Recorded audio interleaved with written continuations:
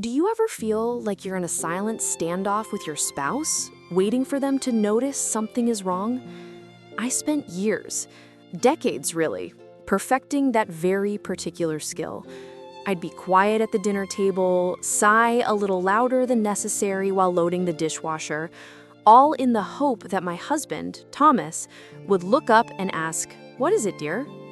But a crumpled watercolor painting and a ridiculous argument over a pair of garden shears taught me the truth. We don't regret the moments our partners failed to read our minds. We regret all the moments we never gave them the chance to truly hear us. Let me share what it took me so long to learn. My name is Clara, and for most of my 40-year marriage, I operated under a deeply flawed, unspoken assumption. I believed that true love meant never having to ask. It meant that my husband, Thomas, should just know. He should know that when I said I'm fine, I was anything but. He should know that a long pause on the phone meant I needed comfort, not a solution. He should have been able to look at my face and see the story of my day, the small victories and the quiet disappointments. In my mind, this was the ultimate proof of intimacy. A silent, perfect understanding. But what I was really asking for wasn't intimacy. It was magic. And a marriage, I've learned, isn't a magic show. It's a long, slow, and sometimes clumsy art project. The first lesson came, as many of my lessons do these days, from my watercolor class. I'd spent a lifetime being a competent art teacher, the one who knew the rules, who could guide a student's hand. But now, as a student myself, I was terrible. My clouds looked like gray smudges, my trees were limp, and one afternoon, after trying to capture the light on a vase of sunflowers, I ended up with a muddy brown mess. I was so frustrated, I crumpled the paper in my fist. My old self, the hyper-competent Clara, would have been mortified. But the new Clara, the one learning to be a beginner, just sighed. My instructor came over, saw the crumpled paper, and smiled gently. She said, "Ah, good. You're learning the most important lesson. You can't expect the water to know where you want the color to go. You have to guide it. Sometimes you guide it clumsily, and it bleeds everywhere. But you can't get frustrated with the water. You just have to be clear with your brush next time." And there it was. For 40 years, I had been getting angry at the water. I had been quietly seething, feeling disappointed, and even resentful when Thomas didn't intuitively grasp what I needed. I was waiting for him to read my mind, and when he inevitably failed, I took it as a sign that he didn't care enough. But he wasn't a mind reader. He was just my husband. He couldn't see the silent, complex emotions swirling inside me any more than the water could see the image of the sunflower in my head. I was expecting him to have a superpower when all he had was his own perspective, his own thoughts, his own busy day. The problem wasn't his lack of perception, it was my lack of direction. I had never learned to use my brush. This brings me to the second and perhaps more difficult lesson, learning the courage to be clumsy with our words. Expressing our needs feels vulnerable. It feels risky. For many of us, especially women of my generation, we were taught that having needs was a sign of being difficult or demanding. A good wife, a good mother, was supposed to be self-sufficient, to anticipate the needs of others while quietly managing her own.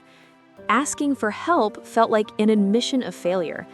And so, we developed a silent language of sighs and hints, a language we expected our partners to be fluent in. I remember one Saturday afternoon vividly. Thomas was in his workshop, a place of comforting order and sawdust that he sometimes shares with his friend Elias. I was in the garden, feeling completely overwhelmed. The weeds were winning, my back ached, and I just felt a deep wave of loneliness wash over me. The kids were grown and gone, and the quiet of the house felt heavy. I wanted him to come outside, to just sit with me for a moment, to put his hand on my shoulder and say, "It's a lot, isn't it?" That's all I needed. But I didn't ask.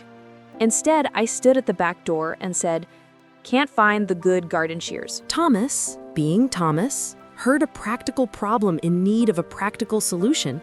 He came out, wiping his hands on a rag, and immediately began a logical, thorough search. Did you check the pegboard? Sometimes they fall behind the potting bench. Are you sure you didn't leave them by the compost? He was trying to help. He was trying to fix the problem of the missing shears. But of course, it was never about the shears. And with every suggestion he made, I felt a fresh wave of frustration. Why couldn't he see that I was wilting just like the unwatered petunias? Why did he have to be so practical? Finally, I snapped. Just forget it. I'll use the rusty ones. And I stalked back into the garden, leaving him standing there completely bewildered. Later that evening, after a tense and quiet dinner, he found me in the living room. He sat down and said, "Clara, I'm a simple man. If you need me to help you find the shears, I'll turn the workshop upside down for you. But if you need me to sit with you because you're feeling sad, you just have to tell me. I can't fix a problem if I don't know what it is." He wasn't angry.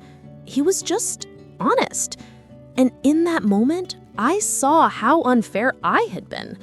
I was speaking in code and then getting angry when he couldn't decipher it. It was like painting with invisible ink and expecting a masterpiece. I had to be willing to be clumsy, to say the scary words. "I feel lonely right now. Can you just come and be with me?" It felt awkward at first. It felt like admitting a weakness. But the moment I said it, the tension in the room dissolved. He didn't offer a solution. He just came over, sat beside me, and took my hand. He gave me exactly what I needed once I was brave enough to ask for it. If something in this is resonating with you, I'd be so grateful to know. You might just type "I'm listening" in the comments below so we know we're in this together. It helps to know we are not alone on this path. This leads to the third realization. Asking for what you need is not a burden. It is a gift. We often feel like we're imposing on our partners when we state our needs directly, but think of it from their perspective. A loving partner wants to see you happy. They want to be the one to help, to comfort, to provide. When we hide our needs behind a wall of silence and hints, we rob them of the opportunity to show their love in a tangible way. We set them up for failure and then resent them for it. It's a frustrating cycle for everyone. My friend Arthur, who speaks so beautifully about tending to his marriage with his late Eleanor as if it were a garden, once told me something that has always stayed with me. He said, Eleanor couldn't always tell what a plant needed just by looking at it. Sometimes the leaves would yellow, and it could mean too much water or too little. She had to gently test the soil. She had to pay attention. But if a plant could have whispered, "I'm thirsty," it would have made her job so much easier, and her joy in seeing it flourish so much greater. That's what our words are. They are the way we let our partners test the soil. When I tell Thomas, "I've had a really hard day, and I would love it if we could just sit and have a cup of tea without the television on," I am not burdening him. I am giving him a clear and simple map to my heart. I am giving him the gift of knowing how to love me in that specific moment. It replaces a guessing game, which is fraught with anxiety and the potential for misunderstanding, with a simple act of service and connection. And it goes both ways. Now I find myself asking him more direct questions too. "You seem quiet today. Is it something you want to talk about, or would you rather have some space in your workshop?" It allows him the dignity of his own feelings without me projecting my own narrative onto his silence. It's a conversation, not a series of assumptions. Finally, abandoning the expectation of mind reading opens the door to something far more beautiful: genuine discovery. When you assume you know everything about your partner or that they should know everything about you, you stop being curious. You operate on a kind of marital autopilot. But after 40 years, I'm discovering things about Thomas I never knew because I'm finally asking. I'm learning about the things that weigh on him, the small hopes he has for his retirement, the way he thinks about the world. And he is learning about the new woman I am becoming, this slightly messy, sometimes clumsy watercolor artist who is no longer pretending to have it all together. Our marriage isn't the silent, effortless understanding I once dreamed of. It's something far better. It's a conversation. It's a series of small, daily choices to be clear instead of clever, to be honest instead of hinting. It's the loving exasperation of him lining up my messy paint tubes by color, and the deep gratitude of him bringing me a cup of tea without me asking. Not because he read my mind, but because we've built a new routine of care, spoken out loud. We are two separate people with two separate minds, choosing to build a bridge of words between us, day after day. And that, I've realized, is not a failure of intimacy. It is the very definition of it. It's not magic. It's just love, the kind that lasts. Thank you for spending a few minutes with me today, for sharing this quiet space. The journey of understanding, as we've talked about, truly begins with speaking our own hearts with gentleness and clarity. If you're ready to take that first gentle step on your own path of reflection, I've created something just for you. It's a free guide called The First 5 Questions, a gentle guide to rediscovering your story.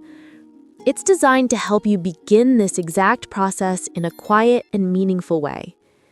You can download it right now for free from the link in the description or at eldersechoes.com.